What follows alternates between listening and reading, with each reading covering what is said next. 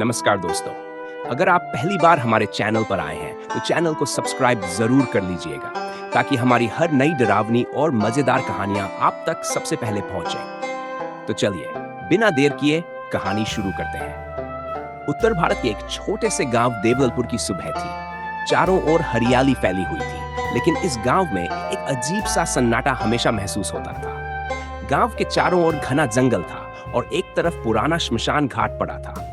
लोग दिन में वहां जाते थे, पर रात को कोई भी उस रास्ते से गुजरने की हिम्मत नहीं करता था। गांव में सुबह सुबह किसान अपने खेतों में हल चलाते दिखते। बच्चे नदी किनारे नहाने और खेलकूद में व्यस्त थे। लेकिन कुछ जगहों पर हरियाली के बीच एक अजीब सा सन्नाटा और ठंडक का एहसास होता था। बुजुर्ग कहते थे, गांव में हर चीज ठीक है, पर श्मशान घाट की आत्माएं हमेशा जागती रहती हैं। गांव के लोग अपनी रोजमर्रा की जिंदगी में इतने उलझे हुए थे कि शायद ही किसी ने कभी इस सन्नाटे पर ध्यान दिया हो। लेकिन जो लोग गांव के पुराने किस्सों को जानते थे, उन्हें पता था कि हर बरसात की रात कुछ अजीब जरूर होता है। रात में अक्सर अजीब आवाजें आती, कहीं दूर से रोने की, कहीं फुसफुसाहट की। बच्चे अपने बिस्तरों में डर से कांपते और बुजुर्ग उन्हें हंसते हुए शांत कर देते। लेकिन हर कोई जानता था कि ये केवल कहानियां नहीं, असली घटनाएं थीं जो समय समय पर हो चुकी थी। गांव के किनारे फैले जंगल में अक्सर कुछ अदृश्य चीजें घूमती थी। झाड़ियों में हिलने वाली आवाजें, अचानक बंद हो जाने वाली नदी की आवाज और हवाओं में आती अजीब सी चीखें। ये सब गांव के लोगों को सताती थी। गांव के बीचों बीच मिट्टी का छोटा सा घर था। वहीं रहता था विक्रम, 22 साल का, मजबूत कद काठी वाला पर दिल का सीधा साधा लड़का। खेतों में काम करना उसे बहुत पसंद था। हर सुबह वह सूरज उगने से पहले उठकर अपने खेतों की देखभाल करता और शाम को वापस लौटता। विक्रम का सबसे अच्छा दोस्त था कुणाल, जिसका हंसमुख और चुलबुला स्वभाव था, लेकिन अंदर से वह बहुत डरपोक था। बचपन से दोनों हर काम साथ करते आए थे। खेत में काम, नदी में नहाना, गांव के मेले घूमना और कभी-कभी श्मशान घाट के पास शर्त लगाकर डरावनी जगहों की जांच करना। कुणाल अक्सर विक्रम को चिढ़ाता, ओए विक्रम, तुझे खेतों से ज्यादा डर तो रूही में लगता है ना? विक्रम मुस्कुराता और टाल देता, चुप कर पागल, अपना ध्यान रख। दोनों की दोस्ती इतनी गहरी थी कि गांव वाले भी उन्हें अलग नहीं कर सकते थे। कभी कभी रात में जंगल में कुछ आवाजें सुनकर कुणाल डर जाता और विक्रम उसे पकड़ कर कहता, डर मत, कुछ नहीं होगा, बस ध्यान से देख। विक्रम को हमेशा यह एहसास रहता था कि गांव में कुछ रहस्य जरूर है, पर वह इसे सिर्फ कहानियों का हिस्सा मानता और ज्यादा गंभीर नहीं होता। वहीं कुणाल हर छोटी सी अजीब आवाज पर डर जाता और हंसी मजाक में उसे दूर करने की कोशिश करता। रूही गांव के दूसरे छोर पर रहती थी। रूही भोली और मासूम लड़की, जिसकी आंखों में गंभीरता और कुछ अनकहा सा दर्द झलकता था। वह अपने घर के छोटे बगीचे में अक्सर फूलों की देखभाल करती और पास की नदी में पानी भरने जाती। विक्रम अक्सर रूही को देखते ही मुस्कुरा देता, लेकिन कभी हिम्मत करके कुछ कह नहीं पाता। उसके मन में धीरे धीरे रूही के लिए एक अजीब सा लगाव बन चुका था। कुणाल, जो हमेशा शरारती और चुलबुला रहता, विक्रम को चिढ़ाते हुए कहता, ओए विक्रम, तुझे खेतों से ज्यादा रूही में दिलचस्पी है। देखो कैसे आंखें घुमा रही है। विक्रम शर्माते हुए कहता, पागल हो गया है क्या तू? चुप रह। रूही को भी धीरे धीरे विक्रम में कुछ अलग सा दिखने लगा।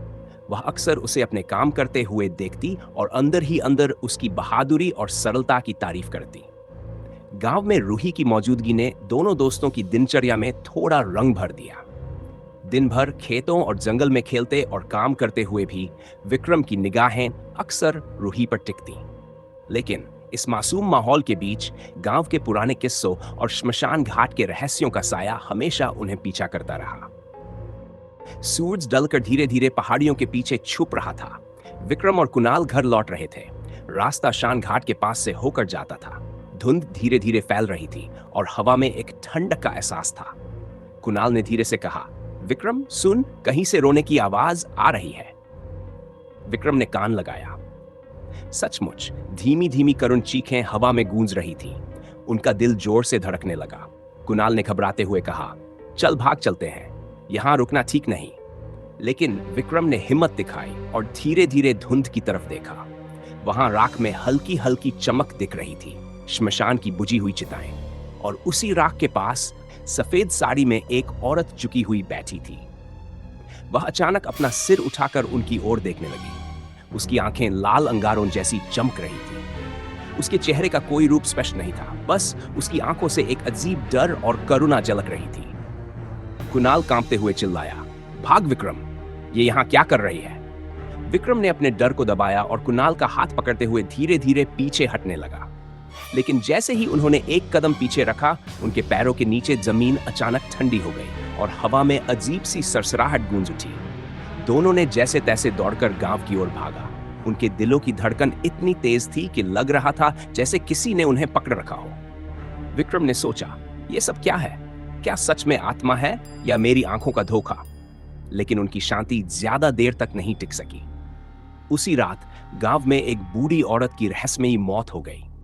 लोग कहने लगे, श्मशान वाली आत्मा फिर जाग उठी है।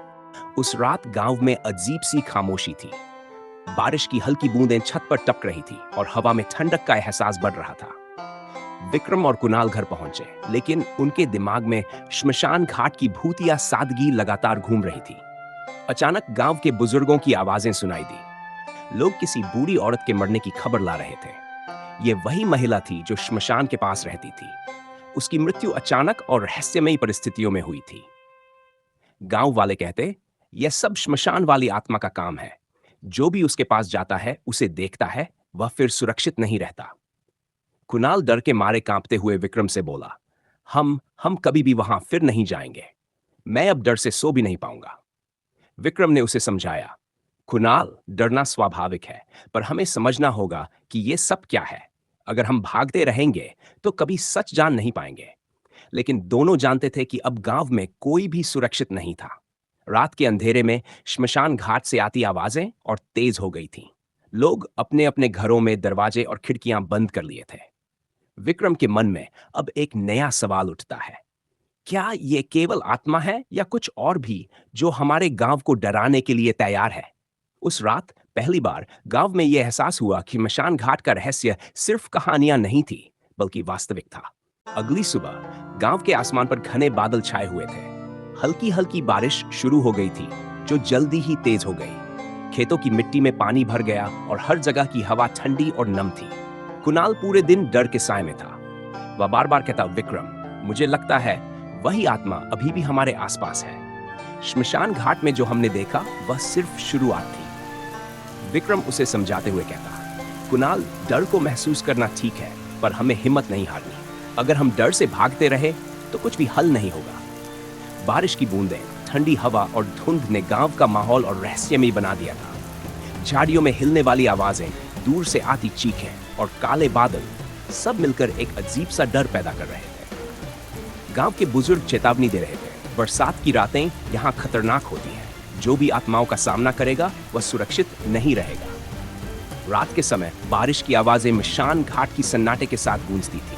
हर हल्की आवाज भी जैसे चेतावनी देती, सावधान, यहाँ कुछ ऐसा है जो आपकी कल्पना से परे है। कुणाल लगातार विक्रम का हाथ पकड़ता और कहता, कहाँ छिपें, कहाँ जाएं? ये डर हमारे पीछे पीछे है। विक्रम धीरे धीरे समझने लगा कि यह डर केवल श्मशान वाली आत्मा का नहीं है। ये कुछ बड़ा, कुछ पुराना और शक्तिशाली रहस्य था जो गांव और उसके लोगों को घेरे हुए था। बरसात की रातें गांव को और भी डरावना बना रही थी। लोग अपने घरों से बाहर निकलने से डरते थे। चारों ओर सिर्फ हवा की सनसनाहट और बारिश की टप टप सुनाई देती। इसी बीच गांव के बीचों बीच एक नाम फिर से लोगों की जुबान पर आया, पंडित शिवदत्त। शिवदत्त कोई साधारण पंडित नहीं थे। वह गांव के सबसे पुराने और विद्वान व्यक्ति माने जाते थे। कहा जाता था उन्हें मंत्रों और तंत्रों का गहरा ज्ञान था। कई लोग दावा करते थे कि उन्होंने अपने जीवन में न जाने कितनी आत्माओं को मुक्त कराया है। उस रात जब विक्रम और कुणाल बूढ़ी औरत की मौत के बाद डर से कांप रहे थे, तो गांव वाले उन्हें लेकर पंडित शिवदत्त के पास पहुंचे। पंडित जी की आंखें बड़ी और चमकदार थी। उनके माथे पर गहरा चंदन का तिलक और सफेद दाढ़ी थी। उन्होंने गहरी आवाज में कहा, मैं जानता हूं तुम दोनों ने क्या देखा है। श्मशान घाट में जो आत्मा जाग उठी है वह कोई साधारण आत्मा नहीं। वह यहाँ कई 100 सालों से बंधी हुई है और अब बरसात की वजह से उसका बंधन कमजोर हो चुका है। कुणाल ने घबराकर पूछा, पंडित जी, क्या वह हमें मार देगी? पंडित शिवदत्त ने गंभीर स्वर में उत्तर दिया, आत्माएं किसी को बिना कारण नहीं सताती। जरूर कोई पुराना पाप है, कोई अधूरी इच्छा है जो उसे चैन से रहने नहीं दे रही। लेकिन सावधान रहो, ये आत्मा सिर्फ डराने नहीं आई है, ये बदला लेने आई है। विक्रम ने हिम्मत जुटाकर कहा, पंडित जी, हमें क्या करना होगा? हम इसे रोकना चाहते हैं। पंडित शिवदत्त ने अपनी आंखें बंद की, मंत्र पढ़ा और बोले, तुम्हें सच्चाई जानने के लिए उसी श्मशान घाट में वापस जाना होगा। वहीं से सब शुरू हुआ था और वहीं इसका अंत छिपा है। बरसात थम चुकी थी, लेकिन आसमान में काले बादल अब भी मंडरा रहे थे। हवा में नमी और मिट्टी की गंध फैली हुई थी। विक्रम और कुणाल पंडित शिवदत्त की बातों से हिल चुके थे, मगर उनके मन में एक ही सवाल गूंज रहा था, आखिर इस आत्मा का सच क्या है? उस रात दोनों ने हिम्मत जुटाई और लालटेन लेकर श्मशान घाट की ओर चल पड़े। रास्ता कीचड़ से भरा था और हर झाड़ी, हर पेड़ ऐसे लग रहे थे मानो उन पर कोई परछाई बैठी हो। श्मशान घाट में प्रवेश करते ही सन्नाटा छा गया। चारों ओर राख बिखरी थी और जली हुई लकड़ियों की गंध अब भी हवा में तैर रही थी। अचानक कुणाल ने कांपती आवाज में कहा, विक्रम देख, वही औरत सफेद साड़ी में वही परछाई राख के पास खड़ी थी। उसका चेहरा अब थोड़ा साफ दिख रहा था, झुर्रियों से भरा चेहरा, पर आंखों में खून जैसा लाल रंग। वह धीमे धीमे उनकी ओर बढ़ने लगी। उसके पांव जमीन को छू भी नहीं रहे थे, मानो वह हवा में तैर रही हो। विक्रम ने कांपते हुए मगर हिम्मत दिखाते हुए कहा, तुम कौन हो? क्यों हमें सताती हो? क्या चाहती हो? औरत का मुंह धीरे धीरे खुला। उसकी आवाज कर्कश थी, लेकिन दर्द से भरी हुई। मैं यहां बंदी हूं। मेरा बदला अभी अधूरा है। जब तक इंसाफ नहीं होगा, मैं चैन से नहीं रह सकती। इतना कहकर वह अचानक चीख पड़ी। आवाज इतनी भयानक थी कि पेड़ों पर बैठे पक्षी एक साथ उड़ गए। लालटेन की लौ बुझ गई और चारों तरफ अंधेरा छा गया। कुणाल ने डर से विक्रम का हाथ कसकर पकड़ लिया और बोला, ये हमसे इंसाफ की बात कर रही है, लेकिन किससे? किसका बदला? विक्रम के दिल में भी वही सवाल गूंज रहा था, आखिर यह औरत कौन थी और किससे इंसाफ चाहती है? श्मशान घाट में गूंजती आत्मा की चीख अभी भी दोनों के कानों में बज रही थी। अंधेरा इतना गाढ़ा था कि लगता था मानो रात ने उन्हें पूरी तरह निगल लिया हो। अचानक राख के ढेर में हल्की सी चमक उठी। विक्रम ने कांपते हुए देखा, राख में किसी पुराने कंगन की झलक थी। जैसे ही उसने हाथ बढ़ाया, वही औरत फिर प्रकट हुई। उसकी आंखों से आंसू बह रहे थे। वह अब उतनी डरावनी नहीं, बल्कि दर्द से टूटी हुई लग रही थी। उसने धीमे स्वर में कहा, यह मेरा है, यह सबूत है, मेरा खून, मेरा अपमान, सब यहीं दफन है। कुणाल हिम्मत करके बोला, तुम्हारे साथ क्या हुआ था?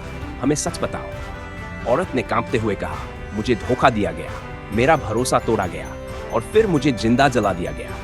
मेरे कातिल अब भी इस धरती पर चैन से हैं। जब तक उन्हें सजा नहीं मिलेगी, मैं मुक्त नहीं हो सकती। इतना कहते ही औरत का चेहरा फिर विकराल हो गया। उसके बाल बिखर गए और उसकी चीख से पूरा श्मशान कांप उठा। पेड़ों की डालियां टूटकर गिरने लगीं और राख का गुबार हवा में उड़कर दोनों के चेहरों पर आ गया। विक्रम और कुणाल किसी तरह पीछे हटे और भागते भागते श्मशान घाट से बाहर निकले। दोनों के मन में अब एक ही सवाल था, यह औरत कौन थी? किसने इसे इतना बड़ा धोखा दिया? और क्या वाकई उसके कातिल आज भी जीवित हैं? गांव की हवा अब पहले से ज्यादा भारी लग रही थी। ऐसा लग रहा था कि कोई अनदेखी शक्ति हर पल उनका पीछा कर रही हो। विक्रम और कुणाल पूरी रात सो नहीं पाए। उनकी आंखों में वही सफेद साड़ी वाली औरत घूम रही थी। उसकी लाल आंखें, दर्द भरी आवाज और बदले की आग। सुबह होते ही दोनों पंडित शिवदत्त के पास पहुंचे। पंडित जी अपनी कुटिया के बाहर ध्यान में बैठे थे। उनकी आंखें खोलते ही ऐसा लगा मानो उन्हें पहले से पता था कि वे आएंगे। पंडित शिवदत्त ने गहरी आवाज में कहा, तो तुम दोनों ने उसका साया देख लिया? कुणाल हकलाते हुए बोला, हाँ पंडित जी, उसने कहा कि उसे धोखा दिया गया और उसे जिंदा जला दिया गया। कौन थी वो औरत? पंडित जी ने लंबी सांस लेकर कहा, उसका नाम सावित्री था। कई साल पहले इसी गांव में रहती थी। बहुत सुंदर, भोली और नेकदिल औरत, लेकिन उसे उसके ही अपने लोगों ने धोखा दिया। विक्रम ने जल्दी से पूछा, कौन लोग? पंडित शिवदत्त की आंखों में गहरी चमक आ गई। गांव के 3 आदमी, जिन्होंने लालच और वासना के चलते उसे अपमानित किया, उसका भरोसा तोड़ा और फिर सच छिपाने के लिए उसे श्मशान की आग में जिंदा जला दिया। कुणाल ने हैरान होकर कहा, क्या वे तीनों अब भी जिंदा हैं? पंडित जी ने गंभीरता से उत्तर दिया, हाँ, वे अभी भी गांव में मौजूद हैं। बूढ़े हो चुके हैं, पर उनके पाप अब भी जिंदा हैं।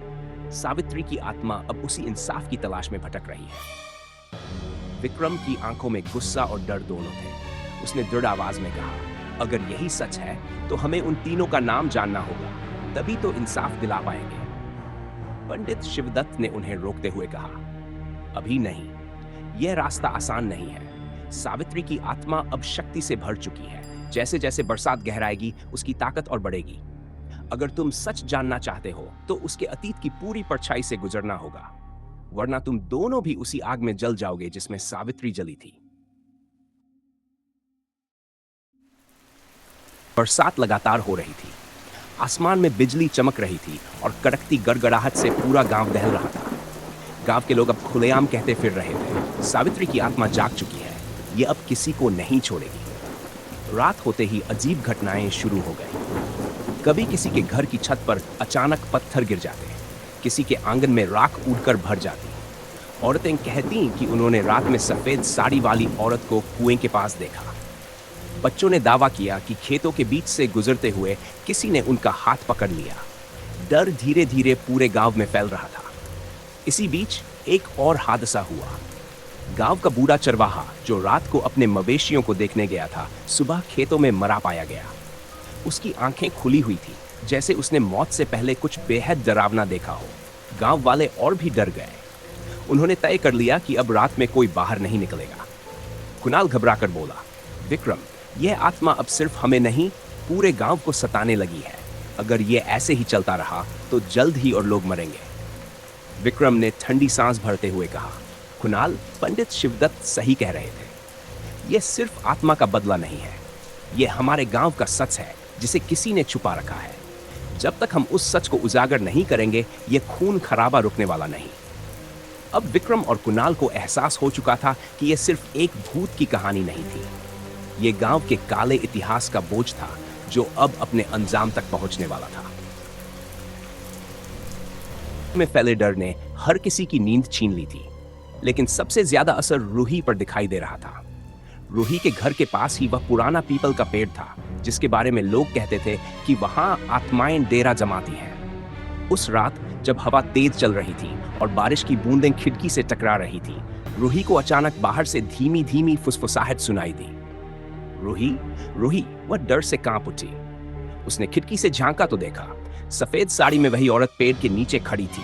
उसकी आंखें सीधी रूही पर टिकी थी। रूही चीख मारने ही वाली थी कि अचानक औरत हवा में गायब हो गई। घबराई हुई रूही अगले दिन दौड़कर विक्रम और कुणाल के पास पहुंची। उसकी आंखों में डर और आंसू थे। रूही कांपते हुए बोली, विक्रम, मैंने उसे देखा। वही औरत, वो मुझे बुला रही थी, बार बार मेरा नाम ले रही थी। कुणाल ने सिर पकड़ लिया। अब तो ये हद हो गई। पहले श्मशान, फिर खेत, फिर बूढ़े की मौत, और अब ये रूही के पीछे क्यों पड़ी है? विक्रम चुप था। उसके दिमाग में तेज तेज सवाल उठ रहे थे। आखिर रूही से इसका क्या संबंध है? क्या रूही भी उस अधूरी कहानी का हिस्सा है? उसने रूही को शांत करते हुए कहा, डरो मत। जब तक मैं हूं, तुम्हें कुछ नहीं होगा। लेकिन अब हमें जल्दी से जल्दी इस रहस्य को सुलझाना होगा, वरना यह आत्मा हमें बर्बाद कर देगी। रूही ने सिर हिलाया, लेकिन उसके चेहरे से साफ था कि उसके दिल में यह डर गहराई तक बैठ चुका था।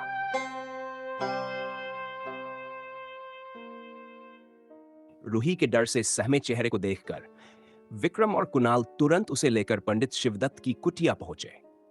पंडित जी हवन कर रहे थे।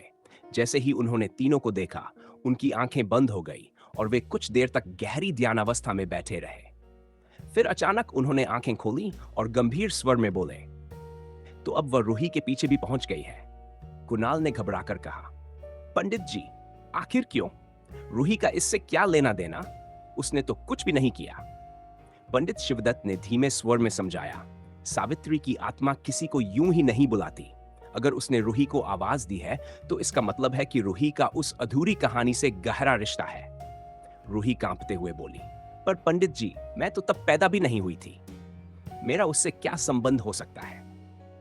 पंडित शिवदत्त ने गहरी सांस ली और बोले, रूही, कई बार आत्माएं खून के रिश्ते नहीं बल्कि अधूरे बंधन ढूंढती हैं। तुम्हारा घर, तुम्हारा आंगन, यह वही जगह है जहां सावित्री आखिरी बार जिंदा देखी गई थी। तुम्हारे घर की दीवारों में उसका दर्द कैद है, इसीलिए उसकी आत्मा बार बार तुम्हें पुकार रही है। विक्रम ने दृढ़ता से कहा, तो अब क्या किया जाए पंडित जी? हम कब तक डरते रहेंगे? कोई रास्ता तो होना चाहिए। पंडित शिवदत्त ने आंखें मूंदी और फिर कहा, रास्ता है, लेकिन आसान नहीं। तुम्हें सावित्री की पूरी कहानी जाननी होगी। उसके साथ क्या हुआ, किसने धोखा दिया और क्यों। जब तक सच सामने नहीं आएगा, ये आत्मा चैन से नहीं बैठेगी। और याद रखो, सच जानने का मतलब है उन 3 कातिलों का सामना करना, जिनका नाम लेते ही पूरा गांव कांप उठेगा।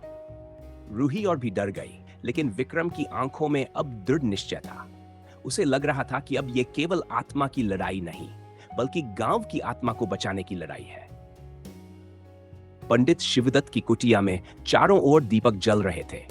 हवा में हवन की गंध फैली थी, लेकिन माहौल भारी था। रूही, विक्रम और कुणाल के चेहरे पर डर साफ झलक रहा था।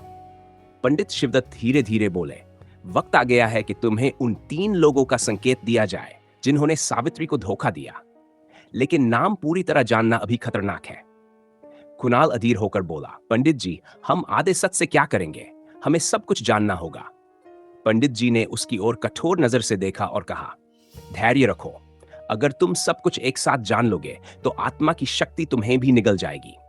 सच्चाई धीरे धीरे सामने आएगी।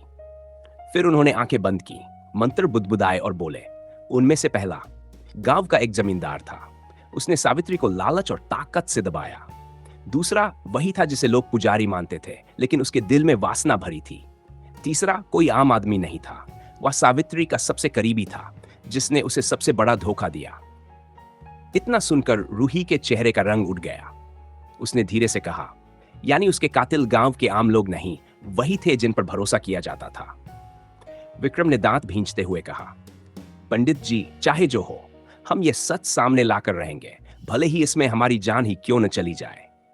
पंडित शिवदत्त ने गंभीर स्वर में चेतावनी दी, याद रखना, यह रास्ता आसान नहीं होगा। सावित्री की आत्मा तुम्हें खुद उस सच तक ले जाएगी, लेकिन हर कदम पर उसकी पीड़ा तुम्हारे सामने प्रकट होगी, और हो सकता है इस लड़ाई में कोई तुम्हारे बीच से बच न पाए। रूही और कुणाल ने डर से एक दूसरे को देखा, लेकिन विक्रम की आंखों में अब डर की जगह सिर्फ दृढ़ता थी।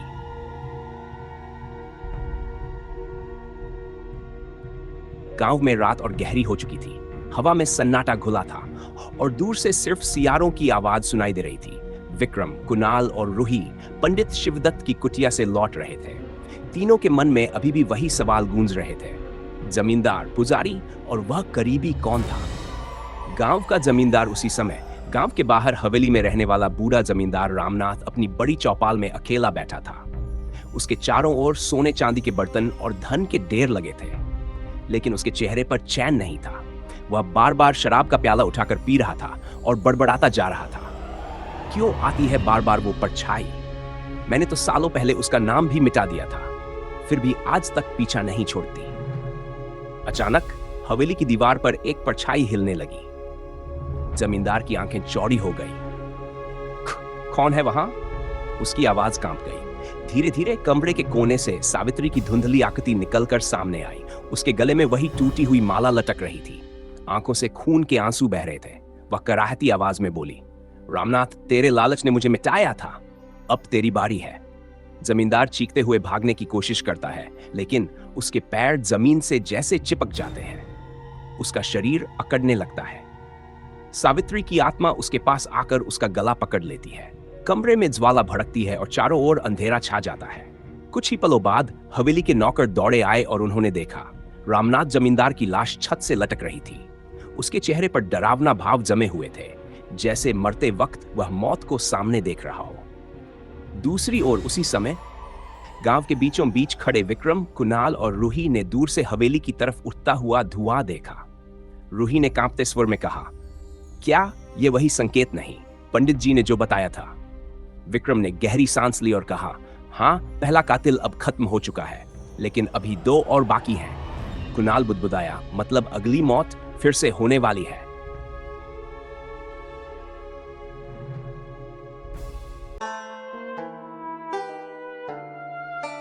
पहली मौत के बाद गांव में खौफ और भी बढ़ गया था। लोग रात में घरों से बाहर निकलने की हिम्मत नहीं कर रहे थे, लेकिन विक्रम, कुणाल और रूही अब सच जानने के लिए और भी ज्यादा दृढ़ हो चुके थे। गांव का पुजारी, गांव के मंदिर में रहने वाला पुजारी हरिदास हमेशा से लोगों का आदर पाता था। वह चुपचाप और गंभीर स्वभाव का था, लेकिन सावित्री के मामले में उसकी भूमिका छुपी हुई थी। विक्रम और कुणाल ने पंडित शिवदत्त की सलाह पर मंदिर की ओर रुख किया। रास्ते में विक्रम ने कहा, कुणाल, अब हमें देखना होगा कि यह पुजारी आखिर क्या करता था। सावित्री का दूसरा कातिल वही है। मंदिर पहुंचकर उन्होंने देखा कि पुजारी हरिदास अकेले प्रार्थना कर रहा था। उसकी आंखों में डर और घबराहट का मिश्रण साफ दिख रहा था। अचानक पुजारी ने खुद को महसूस किया कि कोई उसे देख रहा है। वह धीरे से बोला, कौन वहां? दिखाओ। तभी हवा के झोंके के साथ सावित्री की आत्मा मंदिर में प्रकट हुई। उसकी आंखों में वही लाल चमक थी और उसका स्वर जैसे बिजली की गड़गड़ाहट। हरिदास, तुझसे छिपा नहीं सकता। तू भी मेरा अपमान करने वालों में था। अब तेरी बारी है। पुजारी डर के मारे कांपने लगा। वह भागने की कोशिश करता है, लेकिन जैसे ही उसने कदम बढ़ाए, मंदिर की घंटियां अपने आप बजने लगीं। दीवारों पर छायाएं हिलने लगीं और कमरे में अचानक अजीब ठंडी हवा चली। सावित्री की आत्मा धीरे धीरे उसके पास गई। पुजारी चीखते हुए गिर पड़ा और कुछ ही क्षणों में गांव के लोग ये देख पाए, हरिदास पुजारी का शव मंदिर के भीतर फर्श पर पड़ा था, आंखें खुली और मुंह चिल्लाता हुआ। विक्रम और कुणाल का सामना दोनों दोस्त वहीं खड़े रह गए, डर और सच्चाई से घबराकर। कुणाल बुदबुदाया, अब तो सिर्फ वह करीबी बचा है, वो सबसे बड़ा धोखा देने वाला। रूही ने कांपते हुए कहा, विक्रम, क्या हमें सच में उसके पास जाना चाहिए? वह सबसे खतरनाक है। विक्रम ने आंखें बंद कर ठंडी सांस ली और कहा, हमें डरना नहीं, हमें सच्चाई तक पहुंचना ही होगा।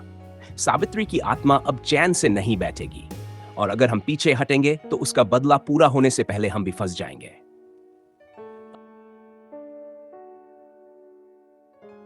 पहली 2 मौतों के बाद गांव में खौफ इतना बढ़ गया कि लोग दिन में भी बाहर निकलने से डर रहे थे। लेकिन विक्रम, कुणाल और रूही अब पीछे हटने के मूड में नहीं थे। उनका उद्देश्य साफ था, तीसरे कातिल को पहचानना और सावित्री की आत्मा को चैन दिलाना। सबसे करीबी पंडित शिवदत्त ने कहा था कि तीसरा कातिल सावित्री का सबसे करीबी था, लेकिन उसका नाम अभी तक किसी को नहीं पता था। विक्रम ने सोचते हुए कहा, कुणाल, अगर ये वही व्यक्ति है जिसे सबसे ज्यादा भरोसा दिया गया, तो उसका सामना सबसे कठिन होगा। हमें सतर्क रहना होगा। रूही ने धीरे से पूछा, विक्रम, क्या यह हो सकता है कि वह अभी भी हमारे आसपास हो? उस समय गांव के पुराने हवेली में अचानक हल्की रोशनी झिलमिला उठी। कुणाल ने डर के मारे कहा, विक्रम, वो वही जगह है। पंडित जी ने भी कहा था कि उसका अतीत यहीं कहीं दबा हुआ है। दोनों धीरे धीरे हवेली की ओर बढ़े। रूही ने हाथ पकड़कर कहा, अगर यह सच है तो हम सामने क्या पाएंगे? हवेली के अंदर का दृश्य बेहद डरावना था। दीवारों पर लाल रंग के निशान, फर्श पर टूटे हुए बर्तन और एक कोने में पुराने कागजों का ढेर जिसमें सावित्री की डायरी और खत फटे पड़े थे। विक्रम ने वह खत उठाया। खत में साफ लिखा था, तुम्हें भी धोखा मिलेगा। मैं विश्वास करता था और यही मेरी मौत का कारण बन गया।